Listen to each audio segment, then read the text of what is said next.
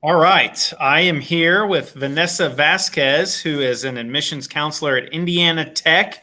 Vanessa, thank you for joining me. Thank you for having me.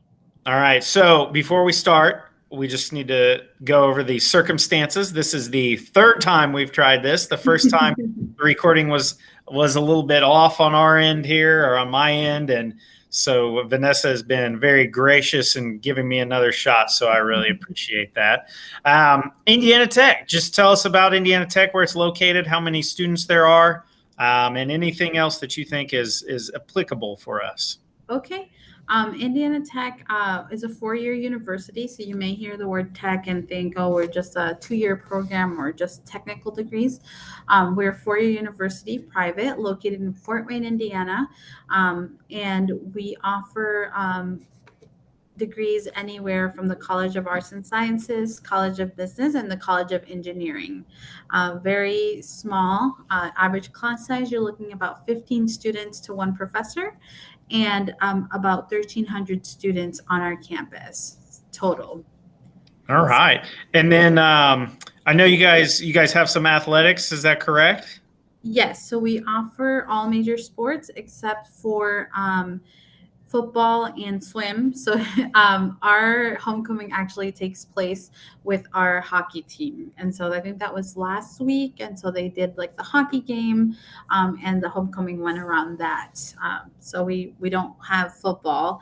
We are part of the NAIA, so Division Two. And if you're interested in playing sports, we can connect you to any of those coaches within the designated sport. Very cool. Very cool. So you do give, it does have, NAIA, of course, does have athletic scholarships as well. So Yes. for those. So Okay. yeah, the students would work with both the coaches to see how much they would qualify for. Okay. And now, what do you look for in potential students, and what are some of the admissions requirements to get accepted into Indiana Tech University? Yeah, so it would depend on the specific program. So for business and most of the majors in the arts, we're looking at a minimum GPA requirement of a 2.0. When you get to more specific majors, more or less biology, exercise science, we're looking for a 2.7, and engineering as well. So 2.7 with a math class, with a collegiate level math class. So whether it's statistics, trigonometry, or if you're in process of getting a pre-calc or calculus, we would look at that as well with a C or better passing. So we'll work with the student. So let's say if the student doesn't meet the requirement at the moment, but they're still waiting to complete a semester, we would work with them to see if we can accept them as a provisional accept or conditional accept, and then update that to a regular accept once they've finished the class. Okay. And then as far as the majors, so you mentioned there are some different requirements to get in some of the majors, but what are some of those, if there are any others that you can think of, and what are some of the big majors, then what kind of things do they offer? Um, for the requirement, so for the lower GPA requirement, you would be looking at what is any business degree, so like business management, sports management, finances, and criminal justice, psychology.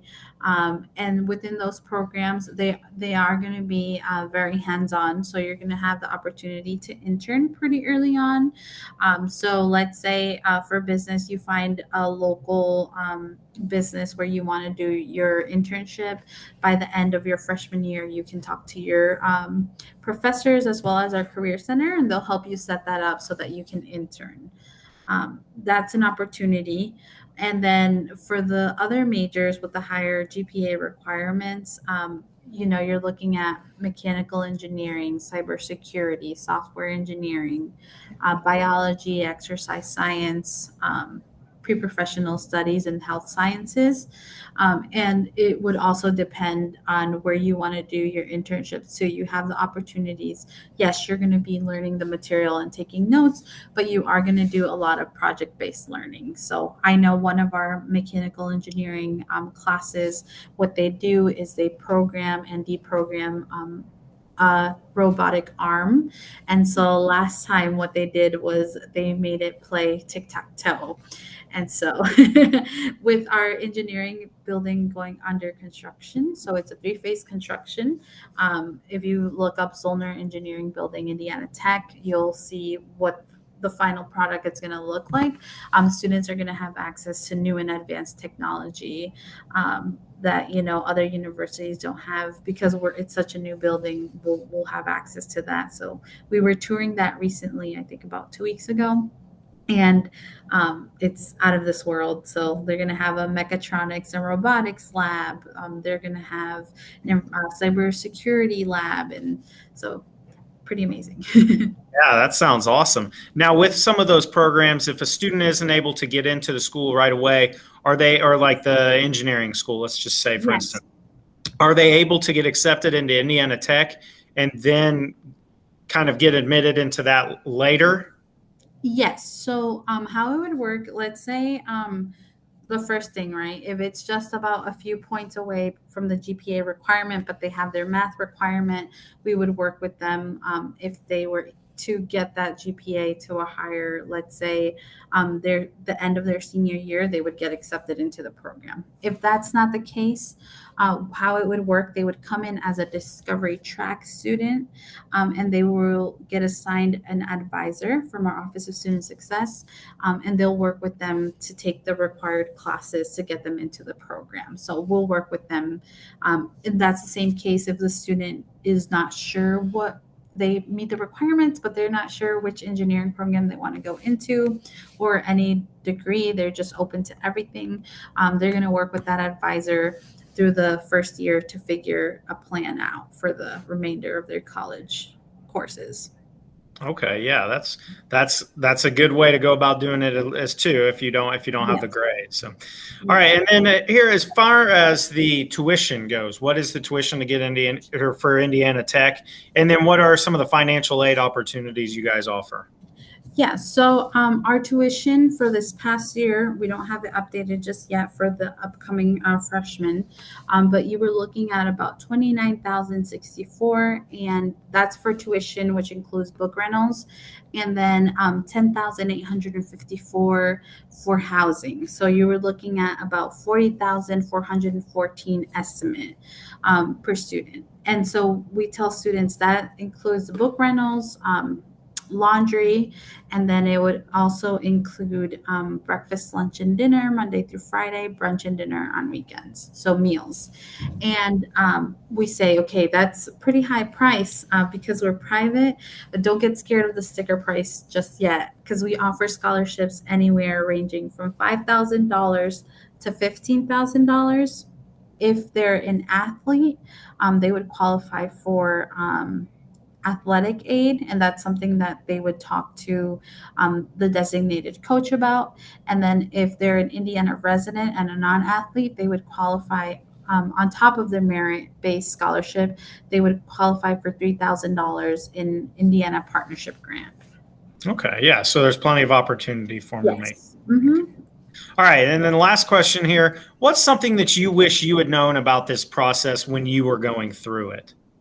When I was going through this process as a first generation college student, I wish I would have known that there were people out there willing and able to help me and to ask questions and visit. I kind of just, I didn't have a plan, and I just went with the first thing that I found. I tell you, seniors or even juniors, if you don't have a plan yet, that's okay. College is about learning who you are and getting to know what your likes and wants are. I studied theology and ministry, and I'm an admissions counselor. So it didn't turn out, how I initially planned. But I discovered that there was more to what I wanted to do. And I discovered a passion. So don't be afraid to ask questions, to, do things that you never thought you would be open to doing. If you're a shy person and they ask you to speak in front of someone, it's challenging, but that, it gets you out of the comfort zone, and then you'll get to look for opportunities there that you never thought you would have. And who knows, you discover what your passions are. And reach out to your counselors, to myself, if you're interested in tech and you need help, either finding scholarships or you need resources for the FAFSA. It never hurts to ask. Asking around, you can get to Rome, and the same thing goes for college too. Yeah, absolutely. Just make sure you keep your options open. That's the best. Yes. Yeah. And visit as many schools as possible. Yeah, definitely want to see what the campus is like. So Yes, cool. come and check it out. Bring your parents. We have different events for you juniors or sophomores even. We have Talwar Engineering Day coming up on November the 12th. The registration is open. And I'll send your counselor the information. So you'll get to come to campus and get a better sense as to which each program offers within engineering, and do activities with them too. All right. Yeah, that sounds great. Sounds great. Any opportunities that can come, we love it. We love it. Yes. So, all right. Well, once again, thank you so much, Vanessa, for joining me again and during this interview. I really appreciate it. Once again, Vanessa Vasquez, admissions counselor at Indiana Tech University. Thank you.